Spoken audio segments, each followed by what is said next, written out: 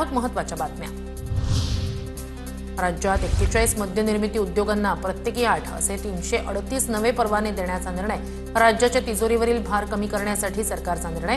भाजपच्या संबंधित 5 नेत्यांशी संबंधित असलेल्या कंपन्यांना एकूण 40 परवाने मिळणार।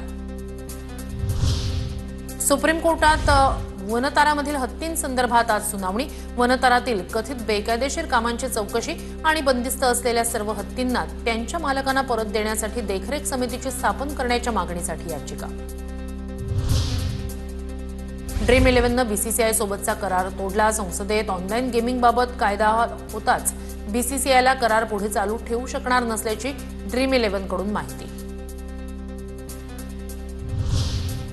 कोरोना काळात बंद केलेल्या महाराष्ट्रातील 17 एक्सप्रेस आणि पॅसेंजर ट्रेन 3 वर्षांनंतरही बंदच। सह्याद्री एक्सप्रेस, हुतात्मा express, Sainagar Shirdi passenger, Dadar Ratnagiri passenger ट्रेनचा समावेश। या ट्रेन सुरू करण्याची प्रवासी संघटनांची मागणी। राज्यातील नर्सरी, प्ले स्कूल आणि किंडरगार्टनसाठी आता स्वतंत्र कायदा येणार। पूर्व प्राथमिक शिक्षण आणि बालसंगोपन अधिनियम 2025 या नावानं नवा कायदा येणार। प्रशिक्षित शिक्षक, बालस्नेही अभ्यासक्रम आणि सुरक्षिततेच्या निकषांची स्वतंत्र नियमावली तयार करण्याचा कायद्यात प्रस्ताव। मागच्या 10 दिवसात राज्यात पावसामुळे 22 लाख एकरावरील शेतीचं नुकसान। कृषी मंत्री दत्तात्रय भरणे यांची माहिती। नुकसानग्रस्त शेतकऱ्यांना शक्य तेवढी मदत करणार असंही आश्वासन।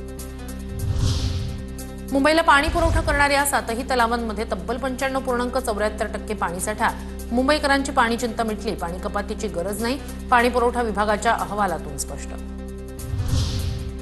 झारखंडचे माजी मुख्यमंत्री चंपई सोरेन नजरकैदेत। सरकारी आरोग्य संस्थेत कोट्यवधींचा घोटाळा केल्याचा आरोप। सोरेन यांच्या घराबाहेर आदिवासी संघटनांची निदर्शनं। दिल्लीच्या मुख्यमंत्री रेखा गुप्ता यांच्यावरील हल्ला प्रकरणात पोलिसांनी आणखी एकाला ठोकल्या बेड्या। मुख्य आरोपी राजेश साकरियाचा सहकारी तहसीन सय्यदला अटक।